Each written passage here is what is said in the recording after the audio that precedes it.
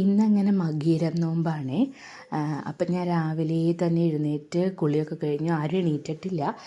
ഏട്ടൻ എണീറ്റ് വരുന്നുണ്ട്. ഭൂമിയൊക്കെ നല്ല ഉറക്കമാണ്. അപ്പം ഞാൻ വേഗം രാവിലെ തന്നെ എണീറ്റ് കുളിയൊക്കെ കഴിഞ്ഞ് വേഗം വിളക്കൊക്കെ കൊളുത്തി. ഭൂമി എണീറ്റ് കഴിഞ്ഞ് ഇതൊന്നും നടക്കില്ല. അപ്പോൾ വേഗം അതൊക്കെ ചെയ്ത് പിന്നെ അടുക്കളയിലേക്ക് വന്നു. കാരണം ഇന്ന് നോയമ്പായതുകൊണ്ട് ഗോതമ്പിൻ്റെ ആഹാരമാണ് കഴിക്കുക. അപ്പോൾ രാവിലെ ഗോതമ്പ് പുട്ടും കടലക്കറി ഉണ്ടാക്കാമെന്നാണ് വിചാരിച്ചത്. അതിന് മുമ്പ് ഞാൻ കുറച്ച് സുഗന്ധം പരക്കട്ടെ എന്ന് വിചാരിച്ചിട്ട് മറ്റേ എന്താ പറയുക അതിന്, ആ ക്യാൻഡിലില്ലേ, അത് കത്തിച്ച് വെച്ചു. പിന്നെ അത് അവിടെ കത്തിച്ച് വെച്ചുകൊണ്ടിരുന്നപ്പോഴത്തേക്ക് അതിൽ മറ്റേ ആ വൈറ്റിൽ ഇങ്ങനെ ഇത് പിടിക്കുന്ന പോലെ എനിക്ക് തോന്നി. അങ്ങനെയാണ് താഴത്തേക്ക് ഇറക്കി വെച്ച്.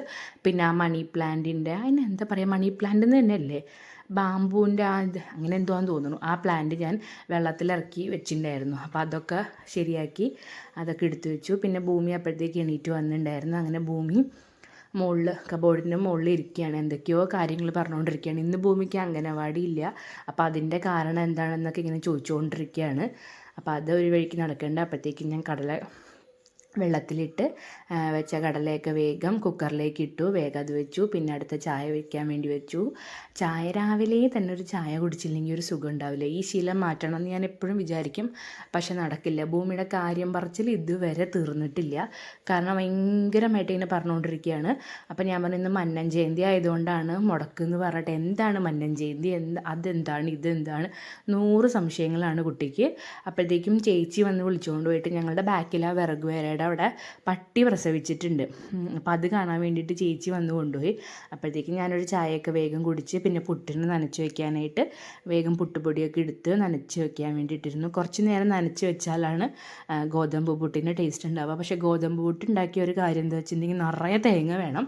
തേങ്ങ നല്ലോണം ഇട്ടാലാണ് ഗോതമ്പ് പുട്ടിന് ടേസ്റ്റ് ഉണ്ടാവുക.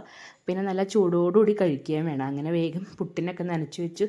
എനിക്ക് ഈ തേങ്ങ ചിരവണ കാര്യം ഇഷ്ടമേ അല്ല. പക്ഷേ എന്താ പറയുക, തേങ്ങ ചിരവിയല്ലേ പറ്റുള്ളൂ. സാധാരണ ഏട്ടനാണ് ചിരവി തരാറ്.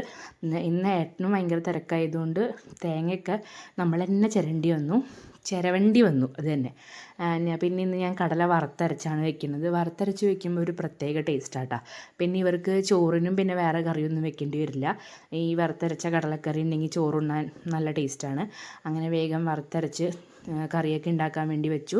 അപ്പോഴത്തേക്കും ഞാൻ കുക്കറിൽ കടല വേവിക്കാൻ വെച്ചതൊക്കെ ആയിട്ടുണ്ടായിരുന്നു. ഞാനിങ്ങനെ ഈ വിസിലിങ്ങനെ പൊന്തിച്ച് പിടിക്കുമ്പോൾ ഏട്ടൻ എന്നെ എപ്പോഴും ചീത്ത പറയും. പക്ഷെ അത് ഞാൻ മാറ്റിയേയില്ല. എപ്പോഴും അങ്ങനെ കളയാൻ വേണ്ടിയിട്ട് അതിങ്ങനെ ചെയ്തുകൊണ്ടേയിരിക്കും. അങ്ങനെ എൻ്റെ വറുത്തരച്ച കടലക്കറി റെഡിയായി. ആദ്യത്തെ പുട്ട് ശരിയായി. പിന്നെ പാത്രം കഴുകി വെച്ച പാത്രങ്ങളൊക്കെ എടുത്തു വെച്ച് പിന്നെ അവിടെ കുറച്ച് പാത്രങ്ങളൊക്കെ കഴുകാനുണ്ടായിരുന്നു. അതൊക്കെ എടുത്തു വെച്ചു. അപ്പോൾ ഇന്നത്തെ